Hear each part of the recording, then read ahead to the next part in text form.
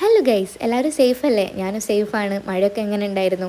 ഞാനിതാ കൊയിലാണ്ടിക്ക് പോവാണ് കേട്ടോ. എനിക്ക് പ്രാക്ടീസ് ഉണ്ട്. അങ്ങനെ കൊയിലാണ്ടിക്ക് പോകുന്ന സമയമാണ് അച്ഛൻ വിളിച്ച് പറഞ്ഞത്, കൊയിലാണ്ട് ഹോസ്പിറ്റലിൽ എൻ്റെ അനിയത്തിയുണ്ട്, പനിയായിട്ട് കാണിക്കാൻ വന്നതാണെന്ന്. സ്കൂളിൽ നിന്ന് നേരെ അവളെ കൊണ്ടുപോയതാണ് കേട്ടോ കൊയിലാണ്ട് ഹോസ്പിറ്റലിലേക്ക്. അങ്ങനെ ഞാനിതാ കൊയിലാണ്ട് ഹോസ്പിറ്റലിലേക്ക് നടന്നുകൊണ്ട് നിൽക്കുകയാണ്. അവിടെ ഇതാ അമ്മയും അവളും കൂടി ഡോക്ടറെ കാണിച്ച് അച്ഛനെ വെയിറ്റ് ചെയ്ത് നിൽക്കുകയാണ് കേട്ടോ. അങ്ങനെ അവരെയും കണ്ട് ഞാൻ നേരെ പ്രാക്ടീസ് ഉള്ളിടത്തേക്കാണ് കേട്ടോ പോയത്. നമ്മുടെ കൊയിലാണ്ടി സാംസ്കാരിക നിലയത്തു നിന്നാണ് നമ്മുടെ പ്രാക്ടീസ് ഉള്ളത് കേട്ടോ.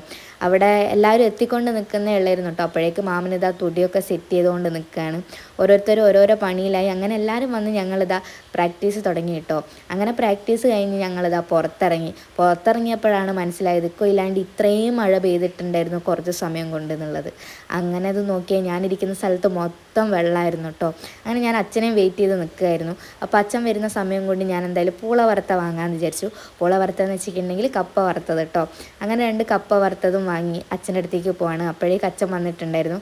അങ്ങനെ ഞാൻ ഈ കൊയിലാണ്ടി കൂടെ പൂള വറുത്തതും പിടിച്ച് ഇങ്ങനെ നടന്നുകൊണ്ട് നിൽക്കുമ്പോഴേക്ക് അച്ഛനെ വണ്ടി കണ്ടു കേട്ടോ. അങ്ങനെ നേരെ അച്ഛനെ വണ്ടിയിൽ കയറി. അപ്പോൾ അത്രയേ ഉള്ളൂ. Tata bye bye, see U.